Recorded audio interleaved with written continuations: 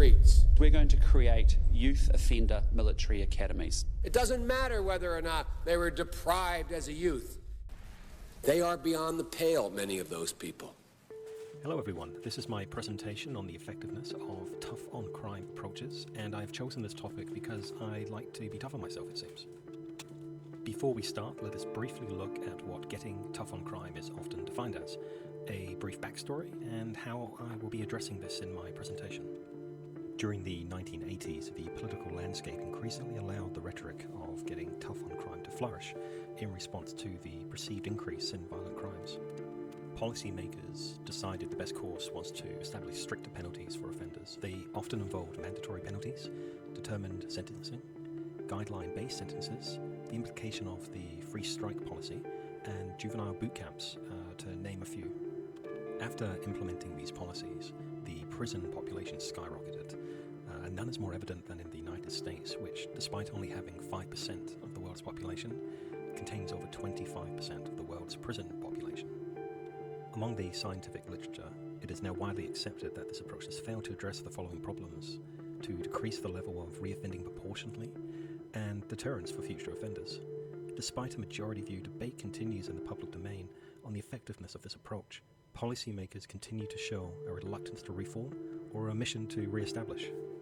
With this in mind, the two areas highlighted in the research that I shall be addressing are, number one, the effectiveness on reoffending rates, and number two, the effectiveness of the policymakers enacting the public will. Effectiveness on reoffending rates. With the core goal of reducing crime, we must consider the effectiveness of lowering the offender rates. Numerous research is available on the effectiveness of offender programs internationally, such as a Barnett and Howard 2018 meta-analysis that pulled together 21 reviews of ineffective interventions for an adult convicted of a crime. From this data, they highlighted that most of these interventions, generally associated with the tough-on-crime approach, made no difference in reducing recidivism. More alarmingly was the increased chance of offending in such programs as Scared Straight or boot camps. Barnett and Howard identified several warning signs on a program that would prevent an effective result, such as not building the necessary skills for the offender to act pro-socially once released back into society.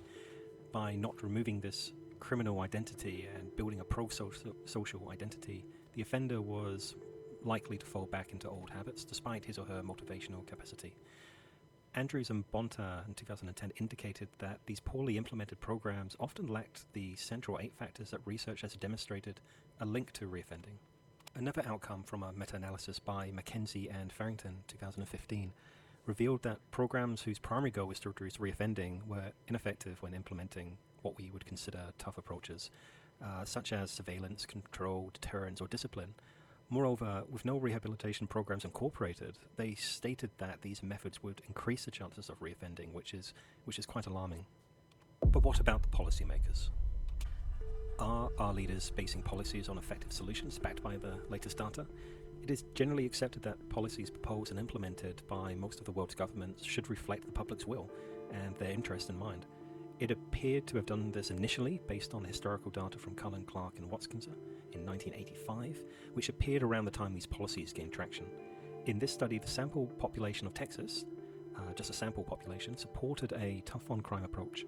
However, once we break the surface of this information and expand on the questions asked to reveal a more extensive range of alternatives, such as views on rehabilitation and capital punishment, we can see that some things are not as they seem. The public is neither gripped by fear, nor unwilling to explore a range of corrective responses to crime, such as rehabilitation. Interestingly, even a relatively low liberal state, such as Texas, still has a significant population open to the aforementioned options. This result appears in several more recent studies that I looked at, such as the Koska 2018, which showed no significant effect between frequency of crime and the negative subjective happiness levels. So why is this still a topic of debate and policy? A paper by Austin, Irwin and Bard in 1998 might shed some light on the reasons behind the policymakers' reluctance to let this tough approach diffuse. Based on this paper, a tough-on-crime approach appeals to the masses. They are often used to oversimplify a problem in a moral direction. The idea that criminals must pay the price versus trying to help them is an easy fruit to hit, and is often used to sway votes. Thank you for your time, and I hope this has been informative. See you next time.